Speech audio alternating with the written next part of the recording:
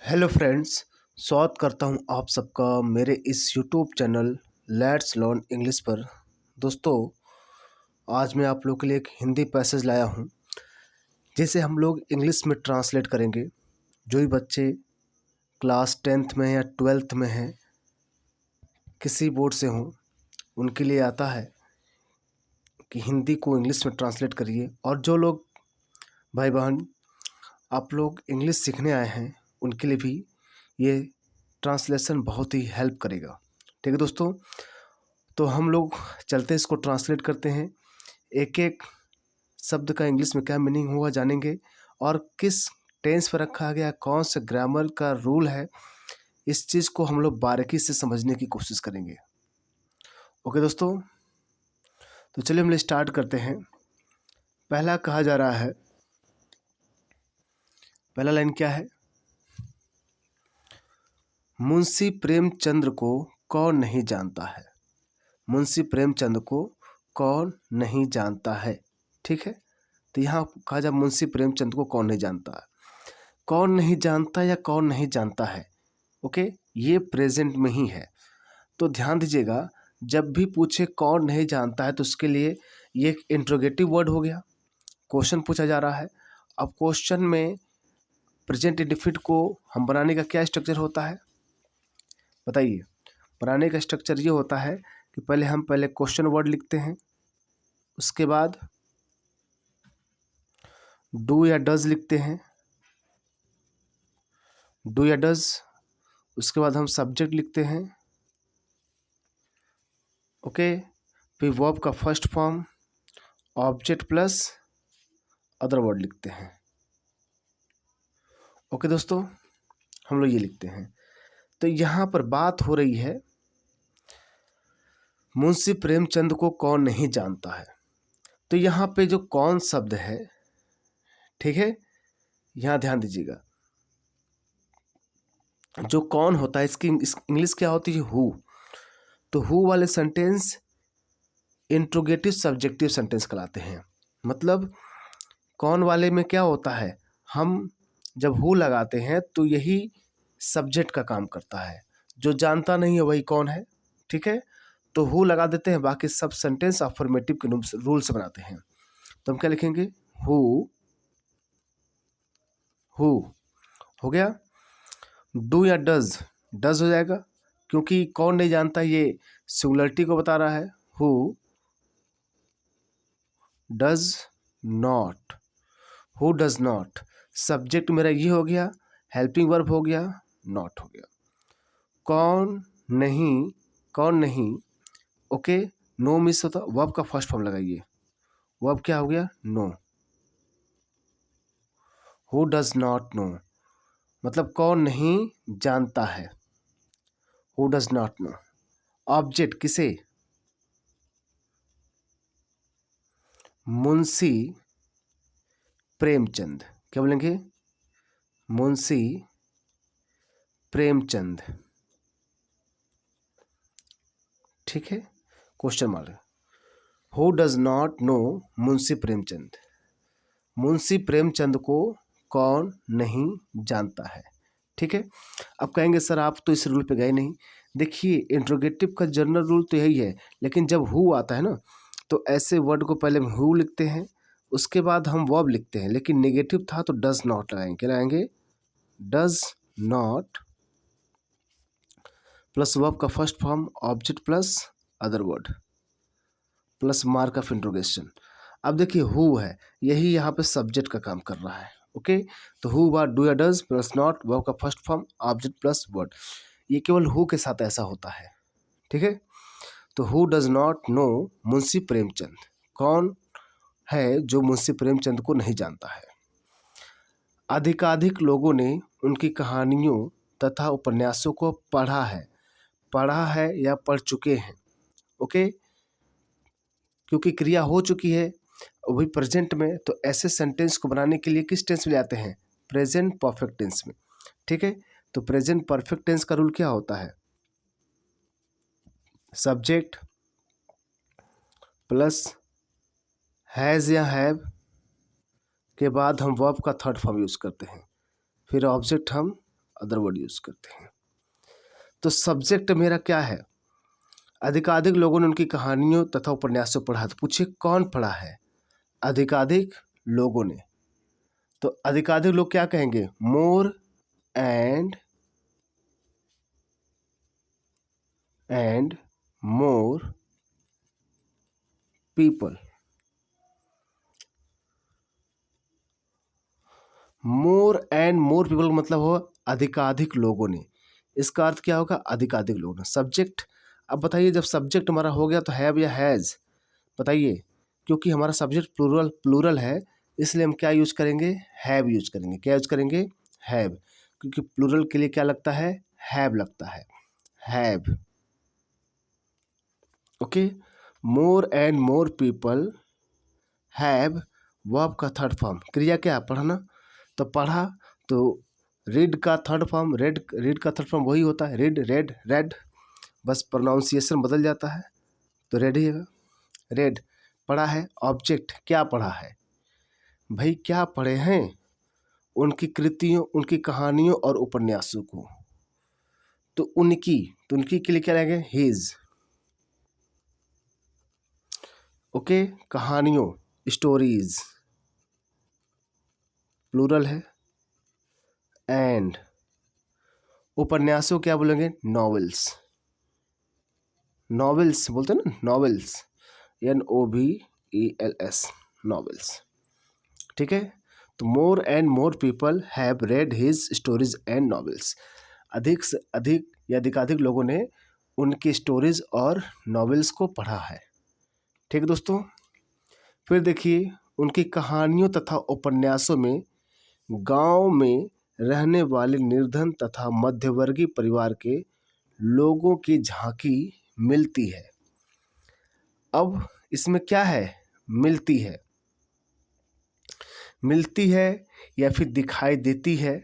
Okay, तो अब हम इसे कैसे बनाएंगे? मिलती है तो या दिखती है या दिखाई देती है, तो हमें क्या बोले हैं? ताहती है, तो प्रेजेंट इंडेफिनिट बनाएंगे। प्रेजेंट इंडेफिनिट में क्या होता है? पहले हम सब्जेक्ट लिखते हैं, फिर हम वर्ब का फर्स्ट फॉर्म, अगर सिंगुलर है तो एस या यस लगाएंगे, उसके बाद ऑब्जेक्ट लिखेंगे प्लस अदर वर्ड लिखते हैं। ठीक है, तो बनाएंगे हम इस रूल पे। सब्जेक्ट, ध्यान दीजिएगा। ओके, तो उनकी कहानी तथा उपन्यासों में गांव में रहने वाले निर्धन तथा मध्यवर्गीय परिवार के लोगों की झांकी झलक मिलती है। तो किस में मिलती है? उनकी कहानी तथा उपन्यासों में। सब्जेक्ट मिल गया मेरा, तो क्या कहेंगे? उनकी कहानियों, तो his stories, okay, and novels. मतलब उनकी कहानियाँ और उनके उपन्यास क्या होते हैं? हमें मतलब झलक मिलती है या झलक दिखाई देती है। तो झलक दिखाई देती है, मिलती है मतलब दिखाई देती है, तो उसके लिए दिखाई देने, यहाँ पर प्लूरल है भाई। देखिए, his stories and novels, plural, क्योंकि कहानियाँ नॉवेल्स प्लूरल है, तो यहाँ पर वर्ब का फर्स्ट फॉर्म लगाएंगे। तो दिखाई देती है, देने के लिए क्या होता है? गिव। एस नहीं लगाएंगे क्योंकि प्लूरल है। मतलब दिखाई देती हैं, देती हैं, क्या देती हैं? झलक दिखा देती हैं। क्या देती हैं? ऑब्जेक्ट। क्या दिखाई देती हैं? झलक मिलती है। क्या मिलती है? झलक मिलती है। तो क्या बोलेंगे? और ग्लिम्स, ग्लिम्स में होता है झलक, GLIMPS, ग्लिम्स ऑफ। ऑफ मतलब का, के की, किसकी झलक दिखाई देती है? ऑफ। मतलब अ ग्लिम्स ऑफ मतलब झलक दिखाई देती है किसकी? निर्धन तथा मध्यवर्गीय परिवार की। तो निर्धन, the poor, the poor, and और मिडिल परिवार, मध्यवर्गीय, MIDDLE, मिडिल फैमिलीज।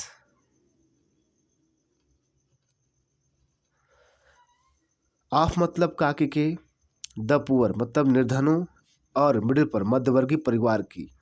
ओके, झलक मिलती है उनकी स्टोरियों और नॉवेल्स में। कैसे?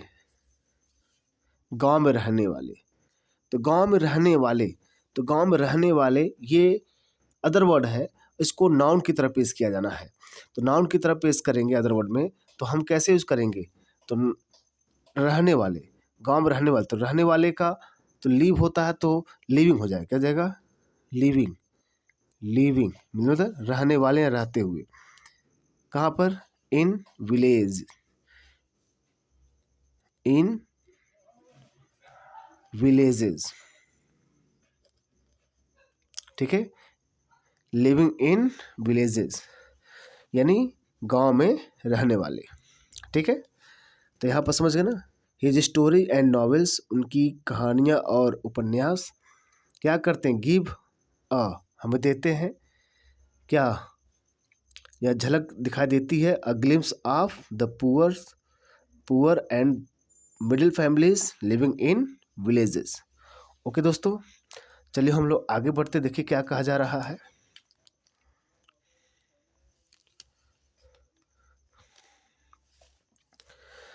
उन्होंने रीति रिवाज, सामाजिक बुराइयां, जमींदारों के अत्याचार तथा अंधविश्वासों के बारे में खोलकर लिखा है।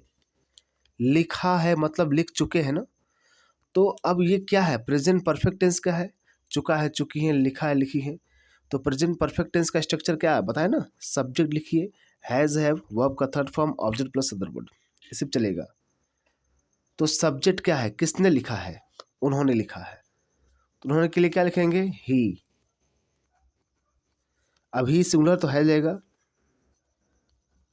His, has. वर्ब का थर्ड फॉर्म, क्रिया क्या लिखना, तो राइट का थर्ड फॉर्म क्या होगा? रिटन। ही हैज रिट, उन्होंने लिखा है, रिटन। अबाउट, अबाउट मतलब क्या होता है? किसका लिखा है? के विषय मतलब बारे में। About, he has written about, उसने लिखा है के बारे में। किसके बारे में? गांव मतलब विलेजेस।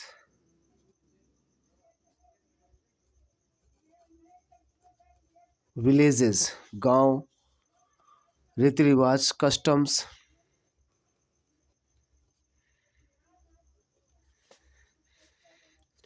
सामाजिक बुराइयां, सोशल,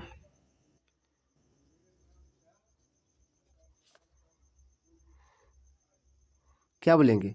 सोशल इविल्स, सामाजिक बुराइयों, जमींदारों के अत्याचार, हाँ इसको क्या बोलेंगे? एट्रोसिटीज। अत्याचार मतलब होता है इंग्लिश में एट्रोसिटीज बोलते हैं। एट्रोसिटीज। ठीक है, क्या बोलेंगे? एट्रोसिटीज ऑफ मतलब का, की के, किसके? जमींदारों की। लैंड लॉर्ड्स मतलब जमींदारों के अत्याचार तथा अंधविश्वासों। एंड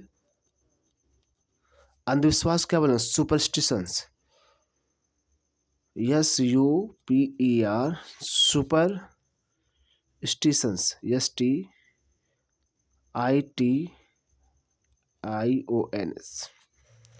तो ही हैज इट, उन्होंने लिखा है, अबाउट विलेजेस गांव के बारे में, कस्टम रीति रिवाजों के बारे में, सोशल इविल सामाजिक बुराइयों के बारे में, एट्रोसिटीज ऑफ लैंडलॉर्ड्स सामाजिक जमींदारों के अत्याचारों के बारे में, हो गया। एंड सुपरस्टिशन और अंधविश्वासों के विषय में उन्होंने खुलकर लिखा है। ओके, तो ये प्रेजेंट परफेक्ट टेंस में सेंटेंस था ये। नेक्स्ट देखिए, उन्होंने यह सिद्ध किया कि साहित्य समाज का दर्पण होता है। उन्होंने यह सिद्ध किया है कि, ओके, तो सिद्ध किया, यहां तक सेंटेंस पास्ट में जाए, क्योंकि किया कर किया है ना, तो पास्ट टेंस में चलाएगा। उन्होंने, तो पास्ट इंडेफिनिट का क्या स्ट्रक्चर बनता है बताइए? हम सब्जेक्ट लिखते हैं, फिर वर्ब का second form, object plus other word, यही होता है ना। तो उन्होंने ही, उसके बाद प्रूव करना, प्रूव्ड, उन्होंने प्रूव्ड किया है। दिस या दैट, उन्होंने प्रूव किया है दैट कि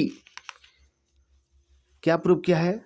साहित्य समाज का दर्पण होता है। साहित्य समाज का क्या होता है? दर्पण होता है। अब ध्यान दीजिएगा कि ये दर्पण होता है, इसमें कोई क्रिया नहीं है, इसलिए इसका यूज हम इसको कैसे लेंगे? Use of is am are. Use of is am are का प्रयोग करें। तो सब्जेक्ट क्या है? साहित्य समाज। तो साहित्य समाज को क्या बोलेंगे? लिटरेचर। लिटरेचर में साहित्य होता है ना, साहित्य जो है समाज का दर्पण है, तो लिटरेचर बोलेंगे। LITERATURE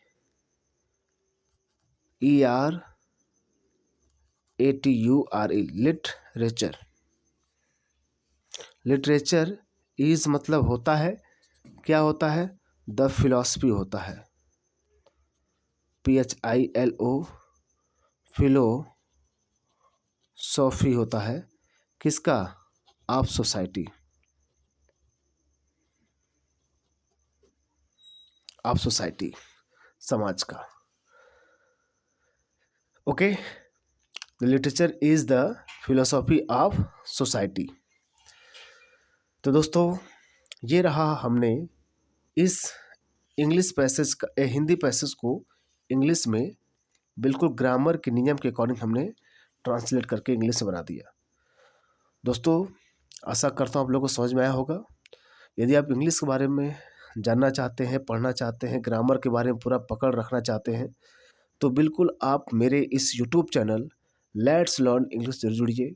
यहाँ पर आपको पूरा ग्रामर में पढ़ाऊँगा। ठीक दोस्तों, तो मेरे साथ बने रहने के लिए आप लोग का बहुत बहुत धन्यवाद। मिलते हैं हम लोग नेक्स्ट वीडियो में।